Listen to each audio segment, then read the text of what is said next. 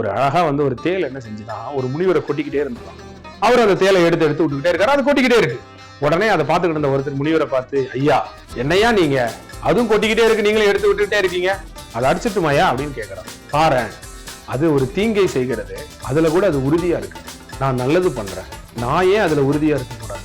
அது அதனுடைய குணத்தை மாற்றாத போது நான் மட்டும் ஏன் என்னுடைய குணத்தை மாற்றணும்? அது கொட்டுவது அதனுடைய குணம், நான் மன்னிக்கிறது ஏன் குணம்? இதுல யாரு உறுதியா இருக்கான்னு பார்க்கலாம், அவர் விட்டுட்டே இருக்காங்க. அது மாதிரி இங்க நிறைய பேர் நல்ல குணம் நிறைய பேர் இருக்கு. ஆனா அவங்க என்ன பண்ணிடுறாங்கன்னா, யாராவது ஒருத்தர் ஒரு 10 ரூபா கொடுத்துருப்பான் யாருக்காவது, அவன் முன்னாடியே பிச்சை எடுக்கிறவன், அவனே அவன் முன்னாடி சிகரெட்டை வாங்கி ஊதிருப்பான்.